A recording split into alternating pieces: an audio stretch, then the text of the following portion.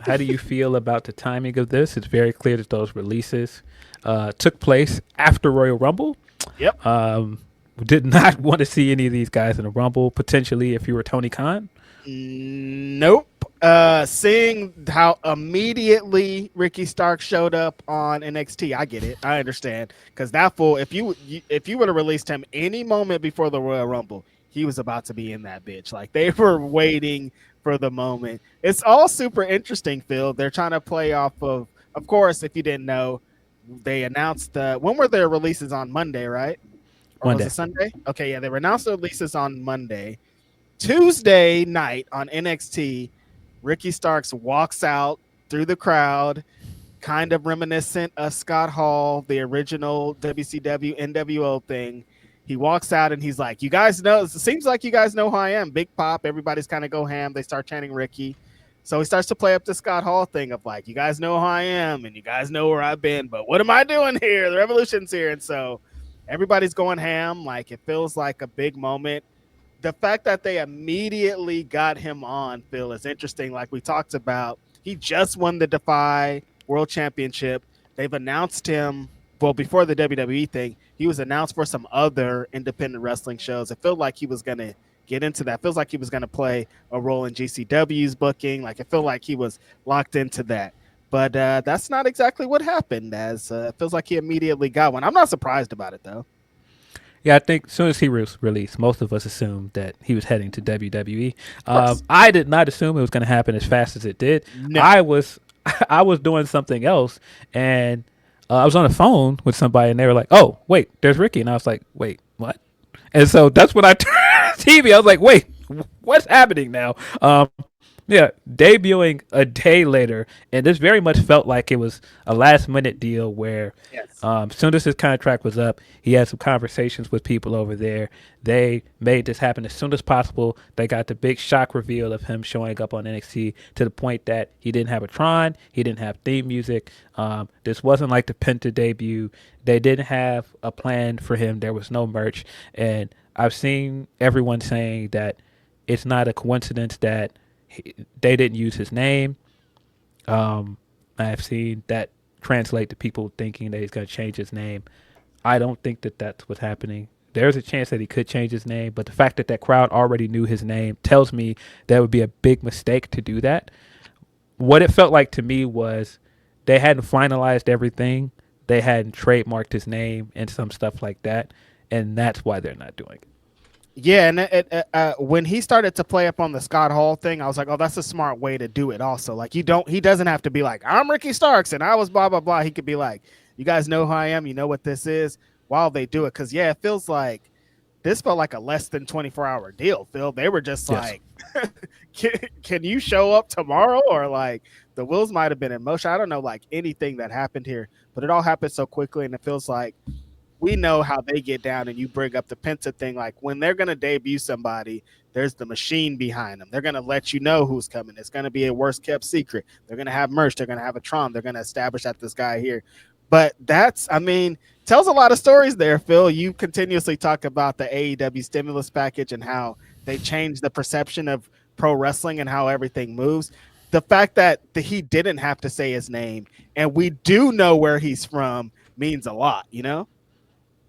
Yeah, and I mean you have some other things going into this because, like we said, he is still Defy champion, just one, Mm-hmm. Mm-hmm. um, and so you now have the opportunity to play this up of a guy like, wait, what is he doing here? He was just signed with AEW. Now he's here, and he probably still has some indie bookings to finish up before he gets over there. So you have the chance to make this feel like, oh, it's just an outsider coming in. And I think that that's best case scenario for WWE. It makes it fresh. They haven't done debuts like this in a long time. Mm.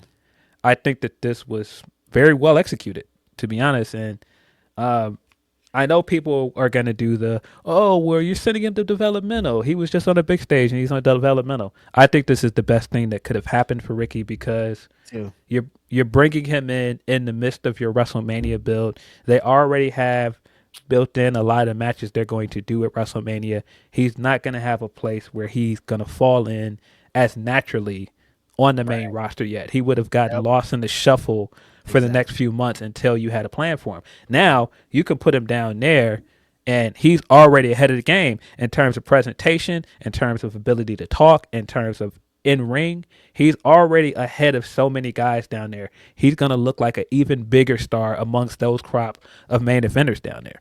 Yep. Even if you don't know who Ricky Starks is, Phil, and you're watching that NXT show, you're now like, well, who's that guy? Why did this crowd care? Why is this? Why is this thing? And I'm thinking of the way that they brought Ethan Page in. I'm like, if it's anything like that with Ricky Starks, he's all the way out of here. He's not even going to be, he's such an exceptional talent that he won't even be in there for a long time, I feel. And like we're talking about on Ask Grapsody, I feel like WrestleMania weekend, he could be in one of the title matches for NXT. Like, that's how fast this thing's going to happen. Like, it's going to start moving so quickly. He's going to become an inaugural part of the men's division just because he's so, like you said, ahead of 75% of the main roster guy, or the NXT guys over there. So they're going to immediately plot him into this. There's so many interesting things that happened, but I think that how quick it happened and how everything went down is super interesting. My question for you, Philip Lindsey: one, do you think they'll let him air his grievances? And two, will he? I think we're going to get some innuendos for sure. They'd be foolish not to let him do some of that because it's worked out so well for them in the past. And he might not name AEW by name. He might not get into specific events, but he's definitely going to get some digs in. There's no way he doesn't. I mean, with the way he left and everything, I know we're going to get into the fumble talk with him and AEW fumble him, but it's the same when we talked about an Ask Grapsody. I think the big thing here is he was allowed to create a mystique for himself while he was not on TV. That time period where he came back and he did the Chris Van Vliet interview and he was just like, well, I don't know why I'm not on TV. And I don't know what's going on. And then I in the knew meantime, from then that I was like, oh, he's saying this out loud on a big platform. Ooh, yeah, you know. And in the time he's doing indie bookings, certain indie bookings were taken away from him. You're now creating the perception that the office is keeping him down. It doesn't matter if that's the truth or not. That's the perception that's out there. And that has worked for so many guys in wrestling. The two guys that are vouching for him, that has been a big part of their career. Cody Rhodes left WWE because they didn't believe in him, didn't see him as a main eventer, went away for 6 years and built himself into a bigger star. CM Punk, they didn't believe in me. I'm cutting the pipe bomb. That changed his career.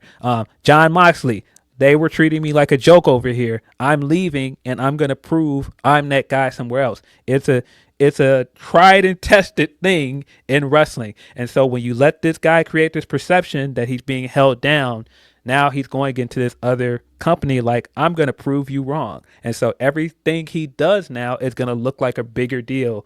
And it's just going to be, hey, it's up from here. And that's why I think even more putting him on NXT was the right call, because you're putting him down there in a brand that is devoid of real main eventers. You built this guy up. He's going to be world champion within a year. Yeah. Probably less. Yeah, less than that. I figure like he can carry this company tomorrow if given the ball. Like, he already gets it. He don't have to find the hard camera. He don't have to do nothing. Like, this guy could be on the main roster if they wanted to go that route. But I think this is going to help him a lot more. Yeah, Phil, you described Punk. Punk has done it on both sides. Like, he felt like he was held down by WWE, and he felt like he was held down by AEW. So, like, for him to come in with that ammo and that blueprint, and Punk has talked highly about Ricky Starks, so Ricky Starks can go to him, get advice. We already know his relationship with Cody. Like, AEW, the fact that they never, like, when's the last time they mentioned Ricky Starks? The fact that they kind of just went lights out with him, we don't know him, we're not going to mention him, is going to come back to bite them just because of exactly what you're saying. Now, every single accomplishment Ricky Starks has in WWE, people are going to be like, see, they were holding him down. He was fumbled over here. Now he's excelling. Now he's doing this over here. Everything is going to be I told you so now.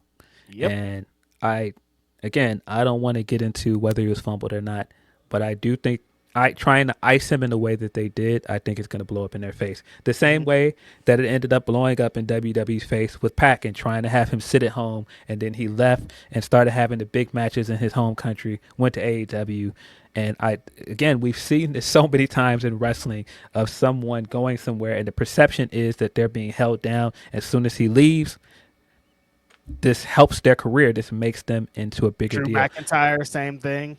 Bobby Lashley. Yeah. Like we could say of so many names that it's happened so many times, and that's why I don't see this going anywhere but up for him, because I do think he's going to be champion. I do think he's going to eventually be NXT champion. And then from there, you can move him up to the main roster and do whatever. But the fact that their audience already knows him, the fact that there's so many people that were waiting for him to come over. Yeah. We've been talking about this since last year's Royal Rumble, dog. Last year's Royal Rumble, they were like, "Oh, this guy's here. I hope that he ends up here." Or what's he doing back here? So much talk surrounding it. There's the video of him celebrating at WrestleMania. Like there's already lore and things built around Ricky Stark being over here. You got video footage of him and shit already. There's ready-made things you can do with him already. There's stuff with Cody you can do. There's so many things you can do. The fact that the wrestlers were already so happy for him coming over as well, because he's got relationships with so many people over there. Yeah. I mean, look, perception isn't always reality. I'm sure there's more to this Ricky stuff than meets the eye. But currently that doesn't matter, because the perception is that he was being mistreated and he was being held down. And so now he's out of there. People are going to be like, yes, I'm so glad he's back on TV and he's where he wants to be. Yeah. It's because AEW is going to run into this issue, Phil, of like, the story doesn't matter what he did in AEW now. He's gone. He's moved on. He's won in the eyes of blah, blah, blah. If AEW comes out and they like leak a story or something, they're like, actually, this guy was a big dick. This is all the reasons why he fucked everything up. It's just going to look bad at them again. They have to just move on now. And like, we've seen it. We've seen them attempt to do that, and it doesn't work because it just makes you look petty. It backfires. That's why I'm like, this was the best thing to do. Let him go and just move on. Mm-hmm. You had no plan for him. You weren't using him on TV. Just let him go. They served him up on a platter though, man. Fuck. I'm like, how did you watch WrestleMania last year and watch Cody win the big one and all that build up, and then I'm not saying Ricky Starks is Cody Rhodes, but like you're setting them up with a big superstar that you kind of built in your company. You know what I mean? It's just like so interesting. Yeah, and I'm sure that plays into the way that he was released, the way that Miro was released, because this has blown up in their face where somebody else has left, and look where they are. Cody is champion, main evented 3 WrestleManias. That sounds crazy. And so, a 2-time Royal Rumble winner already, and that happened really fast. And they're showing already they've got this pipeline bringing AEW guys in and giving them the red carpet treatment. So, I get it.